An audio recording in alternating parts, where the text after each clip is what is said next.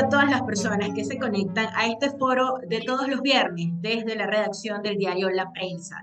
Vamos a conversar el día de hoy con la candidata que representa a la plataforma unitaria del país y a María Corina Machado, quien es la candidata que ganó las elecciones primarias. Vamos a conversar con la licenciada en Letras y en Filosofía, profesora en Lógica, doctora en Historia e individuo de número de la Academia Venezolana de la Lengua, Corina Lloris. Gracias por aceptar esta invitación y justamente queremos analizar con usted todo lo que ha pasado con el tema de las candidaturas y de esta elección presidencial pautada para el 28 de julio. Ante todo, déjame darte las gracias por esta invitación a la entrevista y a todos los que participen en ella, porque muchas veces uno le da las gracias al que lo está entrevistando y se olvida del que está detrás de las cámaras, ¿no? Y a toda la audiencia. Bueno, en la pregunta que abarca todo el Le, proceso. le hago la primera pregunta, ¿no? Han pasado 2 semanas desde que María Corina Machado informó que usted iba a ser su representante y la candidata apoyada por unanimidad por la plataforma unitaria. ¿Cómo le ha cambiado la vida desde entonces en una elección que ha generado incertidumbre para el país? Bueno, me ha cambiado en 180 grados, porque no dispongo del tiempo para ciertas actividades. Yo soy profesora universitaria, yo me debo también a las clases y, por ejemplo, yo tengo que entregar hoy, como sea, unas calificaciones en la Universidad Metropolitana y no he tenido tiempo para eso. Estoy preparando el discurso de la Academia de la Venezolana de la Lengua, es decir, la actividad cotidiana se me ha visto alterada. Pero eso no significa que yo me esté quejando, por el contrario, yo he hecho esto con muchísimo gusto, consciente de todo lo que traía consigo y además de prestarle un servicio al país. Y yo creo que uno no puede negarse si el país te reclama. De tal manera que en ese sentido, sí, un cambio absoluto. Es la vida completamente distinta, pero aquí seguimos y estamos dispuestos a seguir adelante. Usted ha dicho que usted no pertenece a ningún partido político, no ha hecho vida política activa, fue miembro de la Comisión Nacional de Primaria y en el año 98 veedora de las elecciones por la UCAP. Pero ¿cómo ha sido pasar de dar teoría política a la práctica? Bueno, es muy interesante esa pregunta, porque nosotros estamos empeñados en ver una ruptura entre la teoría y la práctica, ¿no? Somos permanentemente asiduos a aludir a esa, digamos, a esa decisión, como que si el mundo teórico no tuviera nada que ver con la realización práctica. Me parece que es una visión que nosotros tenemos que aprender a manejarla de otra forma, porque ciertamente yo he pertenecido al mundo de la filosofía política, de las clases, del mundo intelectual, del mundo cultural en el país, pero no hice vida partidista.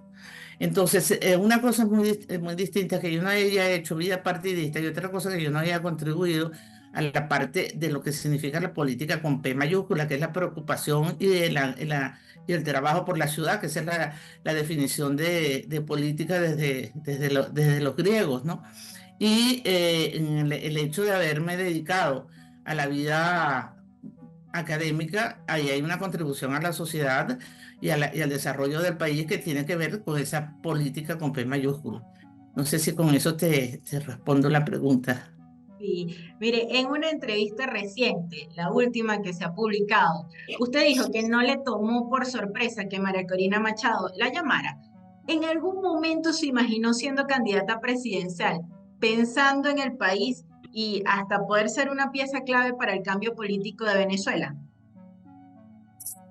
Sí, digamos, no me tomó de sorpresa en el sentido estricto de decir, oh, no me esperaba nunca que María Corina me llamara para algo. Sí digamos, me impactó que me estuviera pidiendo eso, ¿no? Porque obviamente yo nunca me había planteado una candidatura a la presidencia de la República, eso es cierto.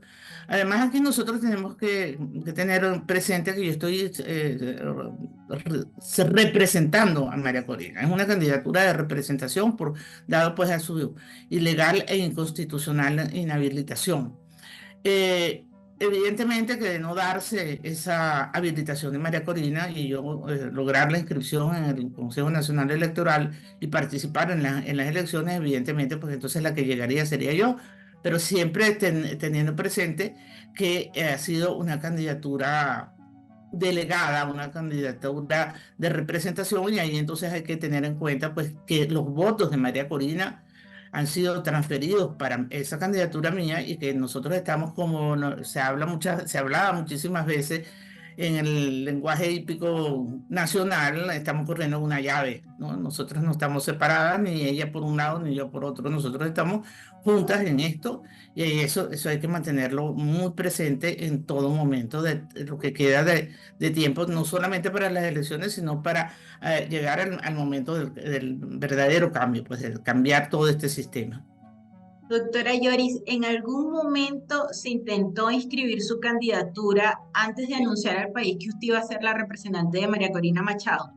No, porque además en ese momento no estaba abierto el proceso de la inscripción. El proceso de la inscripción se abre el jueves antes de Semana Santa y el anuncio de mi representación con María Corina se hizo la semana anterior. Si no recuerdo mal, si tú me puedes ayudar ahí con un calendario, porque no A tengo usted la anunciaron el viernes 22 de marzo. 22, ajá, y el lapso se abrió el 21, el lapso de inscripciones, ¿verdad?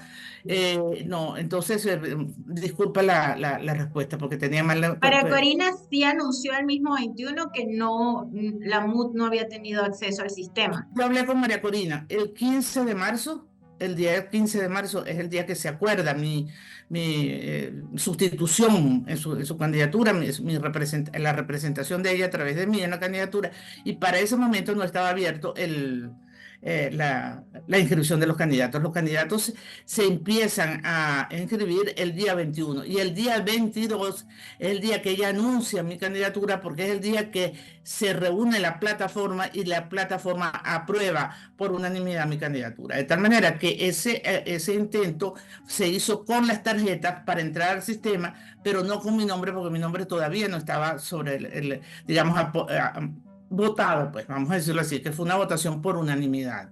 Ok. ¿Por qué a Corina Lloris no le permiten ser candidata por la tarjeta de la MUD? No fue admitida por la tarjeta de la MUD en el sistema electoral, pero al señor Edmundo González Urrutia sí, e incluso en una prórroga cuando ya había culminado la fecha para la inscripción de candidatos. Bueno, esa pregunta yo se la haría al Consejo Nacional Electoral, porque yo no tengo ninguna mancha ni ninguna mácula para que se me impida ejercer mi derecho político a ser candidateada. Yo nunca he tenido una respuesta a eso, ni la plataforma ha tenido una respuesta a eso. Nosotros intentamos acceder al sistema durante unos días y también el último día y había una serie de problemas de índole técnico, si tú quieres llamarlo así, o de computación, y no sé, fue imposible. En cambio, con la candidatura del embajador González Urrutia ya se había abierto la prórroga y entonces con él se pudo hacer el uso de la tarjeta de la MUD. Pero la respuesta de cuál es la razón creo que la tiene que dar el CNE, no yo, porque yo lo ignoro, lo mismo que todos los que estamos formando parte de este lado de la oposición. O sea, ellos más bien han dado declaraciones diciendo que ellos tenían abierto el sistema. Nosotros tenemos incluso las capturas con las cámaras de todo lo que, digamos, de todos los inconvenientes que se presentaron para acceder al sistema. ¿Quién postuló al señor González Urrutia? Él estaba dentro de las opciones. Yo no pertenezco a la plataforma unitaria, como bien lo sabe todo el mundo, porque yo no formo parte de ningún partido político y al no formar parte de ningún partido político no pertenezco a la plataforma. De manera que los nombres y las opciones que se presentaron allí se mantienen entre ellos. Eso no ha sido, digamos, sacado a relucir. Y el nombre del embajador, yo presumo pues que surgió porque era una figura que incluso él es uno de los fundadores de la Mesa de la Unidad Democrática y era una figura que podía, digamos, se pensaría que no iba a presentar inconveniente, como efectivamente sucedió.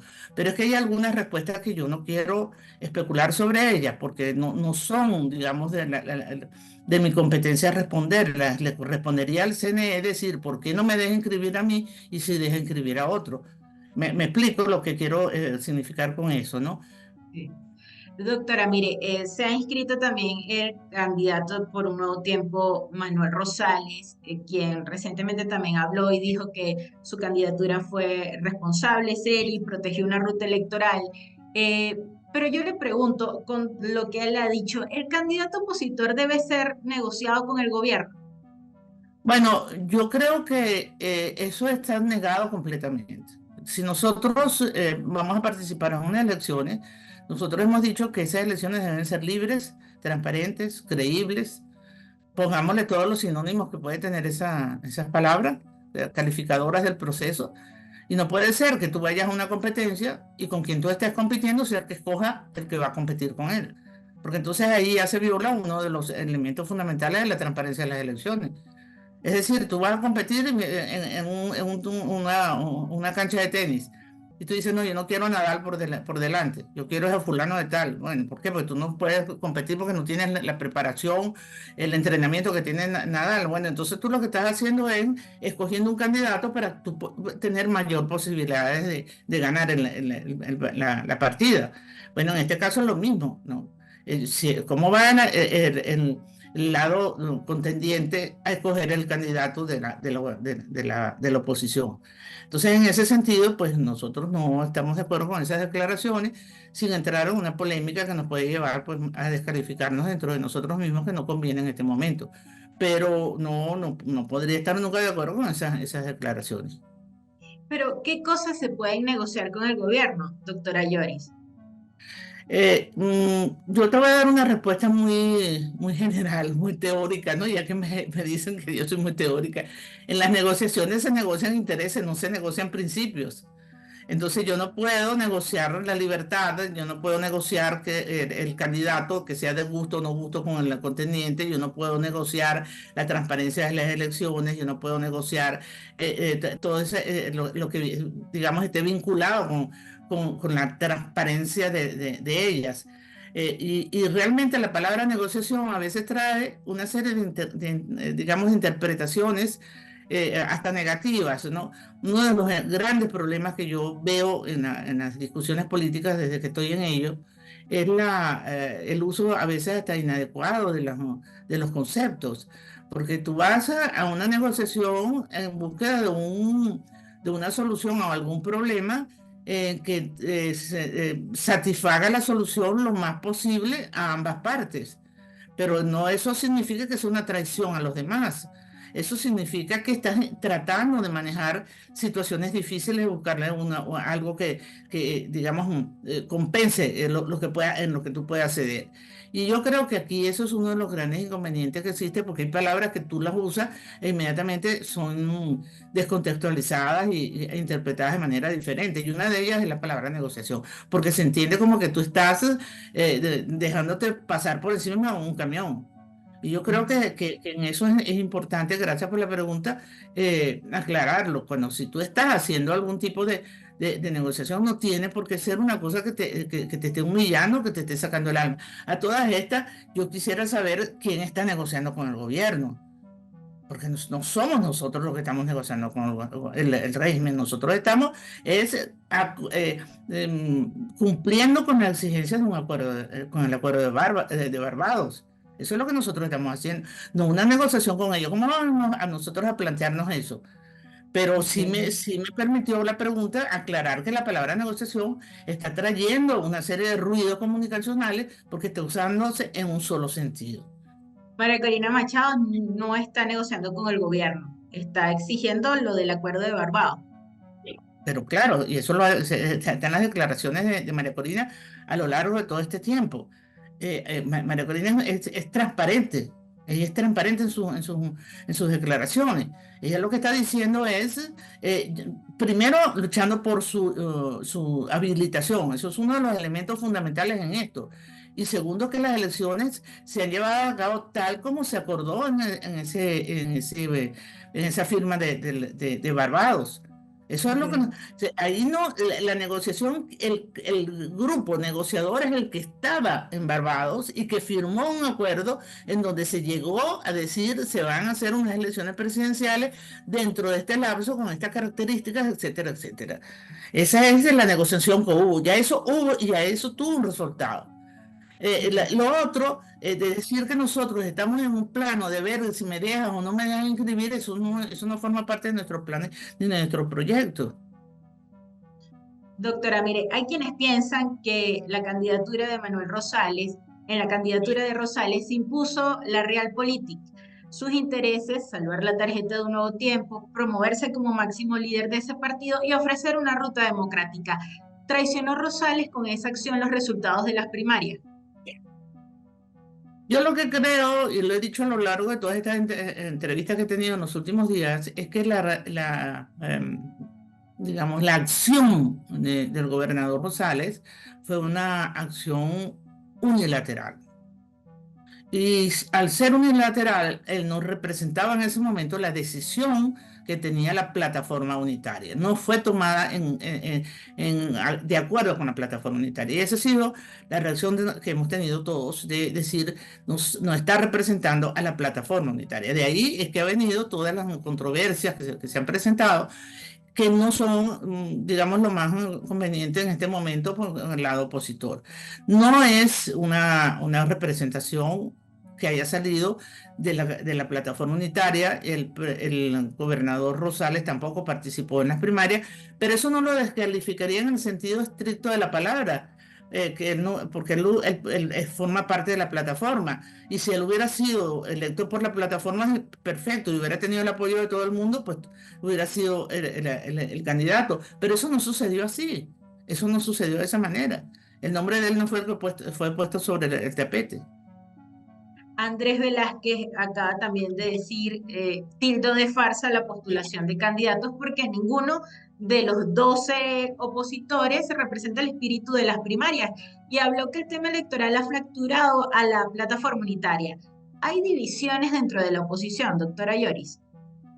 Bueno, yo creo que la división de la oposición puede ser más bien calificada de distintos puntos de vista para llegar a acuerdos, pero hasta este momento la plataforma no ha mostrado una fractura. De hecho, anoche sacó un comunicado donde habla específicamente sobre la imposibilidad de inscribir la candidatura que represente digamos, la parte de la plataforma unitaria conjuntamente con María Corina. Yo lo que creo es que las diferencias de criterio que se pueden tener en un momento, entonces son interpretadas como una ruptura total. Y las declaraciones de Velázquez no van por ese lugar. Él lo que dice, ciertamente, porque yo leí sus declaraciones, es que la decisión que tomó el gobernador Rosales apuntaba directamente a digamos, una aceptación de lo que decidiera la plataforma, porque esa acción del gobernador fue tomada de manera unilateral, como te dije en la respuesta anterior. Eh, que haya el peligro de la fractura, siempre ha existido un peligro de fractura en todas estas cosas, eso es imposible que nosotros neguemos que se pueden fracturar, pero hasta este momento la propia manifestación, repito, del comunicado de la plataforma ayer demuestra que esa ruptura no se ha dado, puede haber diferencias de criterio con respecto a cómo se lleva el proceso de aquí al 20, que es el momento que se puede hacer la sustitución de candidaturas. Mire, María Corina Machado obtuvo más de 2,4 millones de votos en las primarias, el 93% de los sufragios. Desde el año pasado lidera las encuestas más serias del país y su popularidad, en vez de disminuir por su inhabilitación, ha aumentado. La unidad debe ser en torno a los partidos de oposición o en torno a María Corina Machado. Bueno, tiene que ser en torno a María Corina. Nosotros en las primarias durante el proceso anterior a la realización de las primarias, se firmaron dos documentos que todo el mundo debe recordar porque se hizo un acto público, uno que era el programa mínimo de gobierno y el otro el acuerdo de respeto a a los resultados y el apoyo que se le daría a quien resultara vencedor. En ese momento no se imaginaba nadie que el resultado iba a tener 92,3% de votos a favor de uno de los candidatos, que en este caso fue María Corina. Con más razón todavía porque ahí se expresó una voluntad del país que incluso el número de votantes superó completamente las expectativas de los que estaban incluso en la organización de las primarias. Muchos de nosotros pensaban que el número iba a ser menor de votación y sin embargo se llegó prácticamente a los 3 millones. Si piensas en los millones obtenidos por ella, los de los otros candidatos y los votos que en algún momento pues no se pudieron contar o algo así, siempre especulando un poco alrededor de eso. Y evidentemente que ya hay un mandato del país hacia la figura que se ha convertido en el líder de Venezuela. Entonces, nosotros no estamos hablando de los partidos políticos, nosotros estamos hablando de la plataforma apoyando tal como fue su compromiso en las elecciones primarias, a quien resultara ganador, que fue en este momento María Corina Machado. Doctora, ¿cree usted que los partidos tradicionales de oposición entendieron los resultados de las primarias? Que en la actualidad sus niveles de popularidad son muy bajos, que un candidato que salga de los partidos puede generar altos niveles de desconfianza, como pareciera pasa ahora con Rosales. Pero es que lo que pasa es que con Rosales él no participó en las elecciones de las primarias. Eso es un hecho, hay que tomarlo en cuenta. Hay otros candidatos que se retiró de tal manera que nosotros tenemos que tomar en cuenta que quien participa en la primaria es María Corina, eso en primer lugar. Y también yo creo que hablar, digamos, sobre las ganancias, el poder de obtener más popularidad o mayor aceptación política de los partidos. Bueno, siempre son esas interpretaciones que realmente no se ajustan a la realidad. Nosotros en el campo de la filosofía y de la argumentación y en la lógica, expresamente que me he dedicado toda la vida, decimos cuando alguien está argumentando y su argumento a lo mejor tú sabes no está como bien armado, uno habla de un principio que lo llamamos el principio de caridad, que es el principio de darle la mejor interpretación posible a una argumentación, nunca inclinarnos por el lado negativo, sino más bien por el lado que nos permita a nosotros dar la mejor forma a lo que se esté diciendo. Entonces ese principio que yo lo he utilizado a lo largo de toda mi vida, yo también lo utilizo en estos momentos políticos, porque yo tengo que ver siempre una mala intención en los demás. No creo que sea así, incluso el apoyo ha sido total en la plataforma unitaria. Entonces, no, yo insisto, es que también hay una concepción de la democracia que a veces se ha hecho mucho énfasis que la democracia es un consenso, y yo digo que es al revés, que la democracia es el disenso y que en la democracia lo que se hace es respetar la diferencia y por eso entonces se llegan a acuerdos y se llegan a consensos. Pero es porque se ha respetado la diferencia de opinión. Y yo no creo que en los partidos haya digamos, identidad. En los partidos hay diversidad de enfoques. La unidad está precisamente en que en esa diversidad de enfoques tú puedes llegar a ciertos acuerdos, a ciertas visiones del momento político que se está viviendo y la plataforma ha dado ejemplo de eso. La plataforma ha dado ejemplo de tener esa posición. Hay que recordar que la plataforma fue capaz de organizar y de pensar en unas primarias, de nombrar una Comisión Nacional de Primarias, de respetarnos como ente autónomo. Nunca quisieron intervenir en las decisiones de la comisión y esas son cosas que hay que reconocérselas a la plataforma que está formada por 10 partidos políticos. Entonces, generalmente se tiende más bien a buscar la mancha y no a la parte, digamos, elegante de las actuaciones de la plataforma unitaria. Mire, doctora, justamente la plataforma unitaria acaba de decir que hoy no tienen candidato.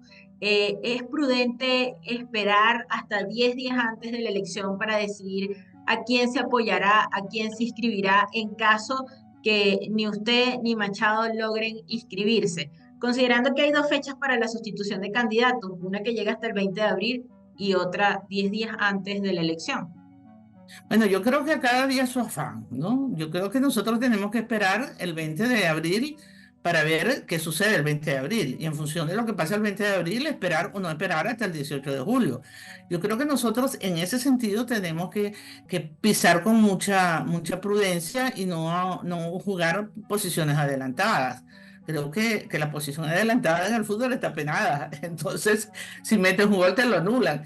De tal manera que yo creo que hay que tener mucha prudencia para seguir adelante y esperar exactamente los días y además que las estrategias no deben ser reveladas. Uno puede asumir ciertas cosas, pero la estrategia no, se sabe del estratega que nos la revela. Si no, vamos a leernos digamos, a Sun Tzu y el arte de la guerra, ¿no? Sí. Mire, en el hipotético caso, sé que a usted no le gusta hablar de supuestos, pero en el hipotético caso de que usted pueda inscribirse como candidata y gane, ¿se ha imaginado asumir un gobierno con todos los poderes del Estado en contra? Sí, claro, es que eso es lo que sucede, se tienen todos los poderes en contra y precisamente ese es el gran reto. El reto que se te presenta, que tú tienes que ver cómo enfrentas a eso y para enfrentarlo necesitas el apoyo de todo el país y todos los que están conformando la unidad. Eso no es una obra de una sola persona. Y ahí hay que tener muy claro que nosotros hemos tenido unos gobiernos a lo largo de nuestra historia con una concepción presidencialista que debe ser de una buena vez terminada, ¿no? La democracia se basa sobre una división de poderes. Y el poder ejecutivo está separado del poder legislativo y este a su vez está separado del poder judicial y del poder electoral, etcétera. Podemos ir a seguir hablando de ello. Y eso es un reto que se tiene por delante y que se tiene que trabajar con mucha habilidad y con mucha política, pero política de altura, no politiquería, que es la que, digamos, fastidia cuando digamos, se quieren reducir los problemas a que, bueno, que va a haber una pelea, un pleito. No, no, no, una cosa es la discusión abierta, la argumentación. Nosotros hemos pasado por momentos históricos muy difíciles y siempre se ha logrado llegar digamos, a soluciones adecuadas. Yo no pienso que eso vaya a ser una catástrofe. No tengo una visión catastrófica de ese momento. Sí una visión difícil, sí es verdad, de lo difícil que va a ser el momento, pero no catastrófica. En una transición política, evaluando las transiciones que ha habido en el mundo, ¿usted permitiría que el Ministerio de Defensa quede en manos del actual gobierno? Es que yo no soy la que tiene que decidir eso. Yo insisto que nosotros no podemos hablar de decisiones unilaterales. Los ministerios pues, por supuesto que la cabeza del Ejecutivo escoge los ministros, pero eso es una cosa que tiene que ser, digamos, pensada dentro de un proyecto y un programa de gobierno. Y el tema de las Fuerzas Armadas es un tema sumamente escabroso, sumamente difícil de manejar. Entonces yo creo que eso hay que tomarlo en cuenta en el momento que uno esté dentro de ya ganadas las elecciones y dentro del gobierno y dentro del periodo de transición, trabajar las cosas de la manera mejor que se pueda para garantizar la paz y la tranquilidad en el país. El tema de las Fuerzas Armadas no puede ni debe tratarse, digamos, así, diciendo cosas que después incluso te puedan servir a ti de contradicciones contigo mismo. Mire, ya me quedan muy pocos minutos, pero le quiero preguntar como doctor en historia, esta etapa que vive Venezuela actualmente podría ser comparada con lo que ocurrió o vivió el país en 1952, cuando Jovito Villalba le gana a la dictadura y bueno, después no son reconocidos los resultados. Hay gente que trata de comparar esta fecha con lo que se vive actualmente. Sí, el problema de las comparaciones históricas y de los ciclos históricos trae como consecuencia que quieren hacerse, digamos, una especie voy a utilizar un término matemático que es el que me vino a la cabeza, una especie de isomorfismo, es decir, de identidad en el momento. Una cosa es el momento del año 1952, en donde se venía ya con una serie digamos, de primero que hay un magnicidio cuando matan a Delgado Chalbaud y surge la Junta digamos, sustituye al gobierno de Delgado Chalbaud. Y que después entonces cuando se hacen esas elecciones del año 52 para la constituyente y todo lo que se quería hacer y se postula después a Marcos Pérez Jiménez y se hace digamos, un gobierno de facto de Pérez Jiménez.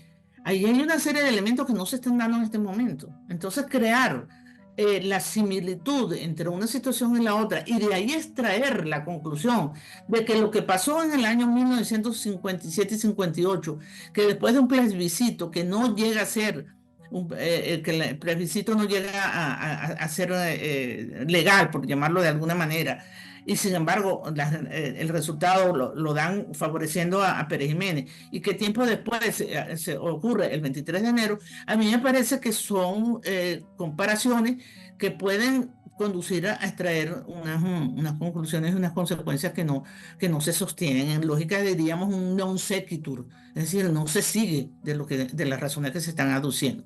Son situaciones que si tú quieres decir, tienen sus parecidos, pero no necesariamente van a dar los mismos resultados. Ok.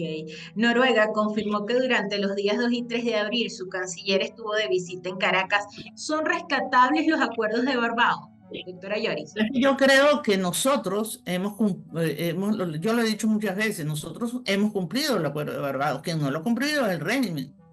Entonces, es a ellos a quienes hay que dirigir la exigencia de que lo cumplan, porque esa fue la negociación.